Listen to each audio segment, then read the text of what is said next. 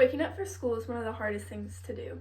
It is not the fact that you are having to wake up for school itself that is hard. Frankly, I like going most of the time. The hard part about it is how either your parents, your alarm, or whatever wakes you up in the morning just interrupted you finally in deep sleep. Sleep deprivation leads to damage to your mental health, physical health, and ability to learn at maximum potential. The first thing is sleep deprivation. EducationDegree.com says that over half of the teens in the United States do not get the recommended amount of time of sleep. Half the amount of kids is just way too many. The CDC states that school should probably start at 8:30 to give more sleep time.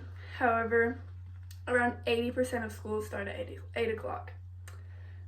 Physicians actually recommend that teens get 8.5 to 9.5 hours of sleep each night, but with school starting at 8 o'clock, that is extremely hard to achieve. Students who do get less than 8 hours of sleep are 2/3 more likely to get injured, and 20% of these injuries lead to hospitalization. There are additional studies that states that people who are sleep deprived have a higher chance of engaging in drug and alcohol abuse, and also higher rates of suicide. Kids don't go to sleep late just because of gaming or phones or whatever it is. Our brains as teenagers actually have a delayed schedule of making sleep-inducing melatonin. It doesn't release it until around 11 o'clock at night, so school starting at 8 doesn't really match up with the 8.5 to 9.5 hours of sleep.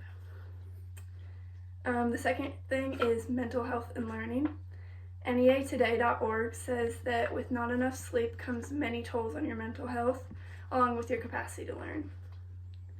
Following the later start time, students were more alert, more engaged in class, absences and tardinesses decreased, and final grades increased by 4.5%.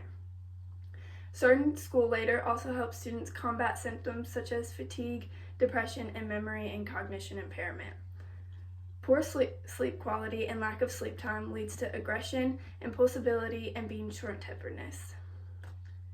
Childmind.org says that in 2006, the National Sleep Foundation surveyed more than 1,600 teens and found that many had depressive symptoms on a frequent, if not daily basis. 56% said that they felt stressed out and anxious, and many reported feeling hopeless about the future. The third thing is your physical health. WebMD.com says that not only will the effects be damaging on our inner selves, but will also be physically harmful. Consistent sleep loss can lead to lackluster skin, fine lines, and dark circles under your eyes. When you don't get enough sleep, your body releases more of this stress hormone, which is cortisol. In excess amounts, cortisol can break down skin collagen, which is the protein that keeps skin smooth and elastic. Sleep loss also causes the body to release too little of human growth hormone, which as we're little is obviously the thing that makes us grow. But as we age is also still important. It increases muscle mass, it thickens skin, and strengthens the bones. Insufficient sleep loss promotes hunger and appetite, which can cause excessive food intake, resulting in weight gain, which is also physical. In conclusion, I have given you the statistics of the consequential effects of early high school starting times. If all of these were happening to you or your kids, would you want them to continue going through this every day and them having to do homework, extracurriculars, and still socializing if you knew this was happening? This is what we risk happening to teens every day, and yet we could easily change this.